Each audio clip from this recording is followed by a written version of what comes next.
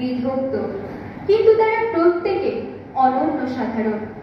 দেশপ্রেমে, নিয়মানুবর্তিতায়, শৌর্যে ও নিষ্ঠায় তারা অবশ্যই সমস্তরের।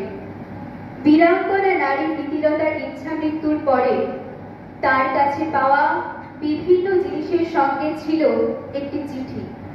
তার লেখনীতে জানতে পারি, আজকের যুগে এদেশের মেয়েরা স্থির প্রতিজ্ঞ যে তারা আর পিছিয়ে থাকবেন না।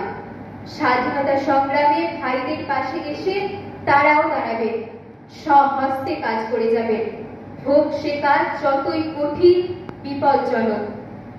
তাই আমি সাগ্রহে কামনা করি যে আমার বোনেরা আর তাদেরকে দুর্বল মনে করবেন না।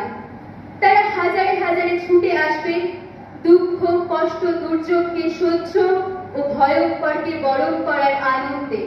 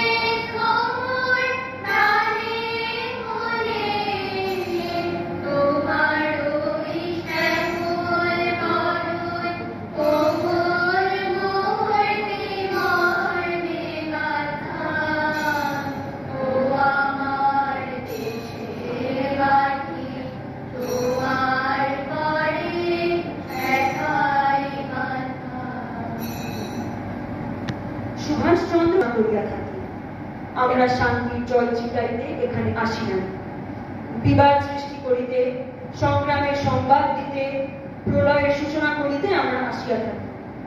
যেখানে বন্ধন, যেখানে গোড়ামি, যেখানে কুসংস্কার, যেখানে সংকীর্ণতা, সেখানেই আমরা কুঠার হাতে উপস্থিত হই। আমাদের একমাত্র ব্যবসায় মুক্তির পথ চিরকাল কণ্টক শূন্য রাখা, যেন সে পথ দিয়া মুক্তির সেনা অবলীলাক্রমে গমনাগমন করিতে পারি।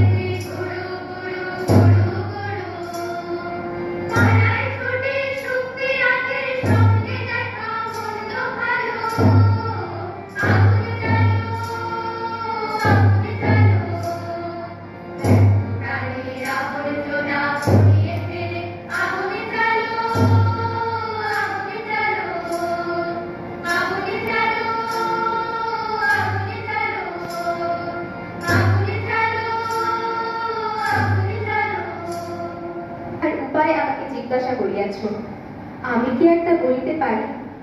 তবে আমার মনে হয় মরণকে আমরা বড় ভয় করি, তাই মরণের কাছে আমরা পরাজিত হই। এই ভয় যদি জয় করিতে পারি, তবে মরণ আমাদের কাছে তুচ্ছ হইয়া দাঁড়াইবে। আমরা জানি মরণ আমাদের হয় না, হয় এই নশ্বর দেহের, কিন্তু আত্মা অবিনশ্বর। সেই আত্মাই আমি, আর সেই আত্মাই ভগবান। মানুষের যখন সেই উপলব্ধি হয়, তখনই এসে বলিতে পারে, আমি সে। আগুনে আমাকে পোড়াইতে পারে না, জল আমাকে পচাইতে পারে না, বা আমাকে শুষ্ক করিতে পারে না। আমি অজর, অমর, অব্যয়। মুক্তির মন্দির